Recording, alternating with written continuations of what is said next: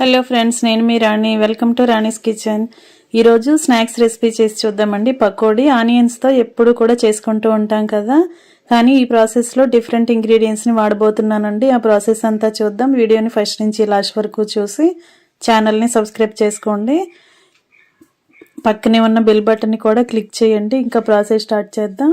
ఒక కప్పు నిండా పెసరపప్పు తీసుకుని 1 గంట ముందు గిన్నెలో వేసుకుని వాటర్ పోసుకుని బాగా నానబెట్టుకోండి. ఇప్పుడు అదే కప్పుతో అరకప్పు అటుకుల్ని తీసుకుని వేరొక గిన్నెలో వేసుకుని వాటర్ పోసుకుని నానబెట్టుకోండి.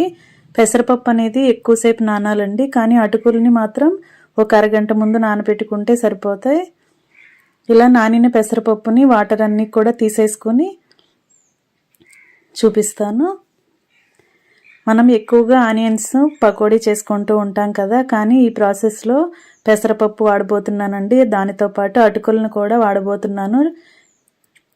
స్నాక్స్ అనేవి చాలా చాలా టేస్టీగా అనిపిస్తాయి, కమ్మగా ఉంటాయి. ఎప్పుడు కూడా ఈ టేస్ట్ అనేది ఇంతకుముందు మీరు చూసుండరు. చాలా చాలా టేస్టీగా ఉంటాయి. మీరు వీడియోని మిస్ చేయకుండా ఫస్ట్ నుంచి లాస్ట్ వరకు చూసి ప్రాసెస్ అంతా చూడండి. ఇప్పుడు నానబెట్టుకున్న పెసరపప్పుని వాటర్ అన్నీ తీసేసుకుని మిక్సీ జార్లో వేసుకుని మెత్తగా పిండిలాగా గ్రైండ్ చేసుకోండి. ఇదంతా కూడా ఒక మిక్సింగ్ బౌల్లోకి వేసుకోండి. ఇలా రుబ్బిన పిండి అంతా కూడా వేసేసుకున్నాం కదా, దీనిలోకి నానబెట్టుకున్న అటుకుల్ని చూద్దాం. అటుకుల్లో వాటర్ అనేవి ఏమైనా ఉంటే అవన్నీ కూడా తీసేసుకోండి. ఇప్పుడు చేత్తోనే అటుకుల్ని మెత్తగా మ్యాష్ చేసుకోండి. అటుకులు అనేవి ఈజీగా నానిపోతాయి కదండి. అంతేకాకుండా మనం చేత్తో ఊరికే చాలా తేలిగ్గా మనం వాటిని ముద్దలాగా చేసేసుకోవచ్చు కదా. ఇలా అటుకులన్నీ కూడా ముద్దలాగా అయిన తర్వాత అవన్నీ కూడా పెసరపిండిలో వేసేసుకోండి. టేస్ట్కి సరిపడా సాల్ట్, 1 టేబుల్ స్పూన్ కారం వేసుకోండి. చిటికెడు పసుపు కూడా వేసుకోండి. 1 అర టీ స్పూన్ వాము వేసుకోండి. 1 5-6 టేబుల్ స్పూన్లు బియ్యపిండి వేసుకోండి. బియ్యపిండి అనేది మనం రుబ్బుకున్న పిండి మెత్తగా ఉన్నట్లయితే ఎక్కువ పిండి వేసుకోండి, కరెక్ట్గా ఉంటే తక్కువ బియ్యపిండి వేసుకోండి. ఇప్పుడు 1 టేబుల్ స్పూన్ జీలకర్ర కూడా వేసుకుని సన్నగా పొడవుగా కట్ చేసుకున్న ఆనియన్స్, పచ్చిమిర్చి వేసుకుని కొంచెం కరివేపాకు అలాగే కొత్తిమీర కూడా వేసుకోండి. 1 టీ స్పూన్ అల్లం వెల్లుల్లి పేస్ట్ వేసుకోండి. మనం వేసిన ఇంగ్రీడియంట్స్ అన్నీ కూడా ఆనియన్స్లో బాగా కలుపుకోండి. ఆనియన్స్ నుంచి వాటర్ వచ్చి పిండి అంతా కూడా చాలా వరకు తడుస్తుంది కదా. తర్వాత వేడివేడిగా ఉన్న ఆయిల్ని 1 టేబుల్ స్పూన్ వేసుకుని 1 కప్పు నిండా వాటర్ పెట్టుకోండి. వాటర్లో చేతిని తడుపుకుంటూ పిండిని సరిపడా కన్సిస్టెన్సీకి వచ్చే వరకు కలుపుకోండి.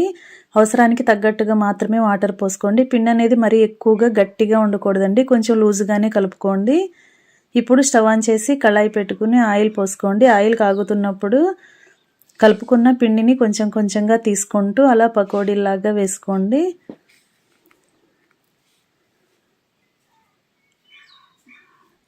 ఇప్పుడు ఒకవైపు బాగా ఫ్రై అయిన తర్వాత వెనక వైపు కూడా బాగా ఫ్రై చేసుకుని కరెక్ట్గా ఫ్రై అయిన తర్వాత ఆయిల్ నుండి తీసేసుకోండి.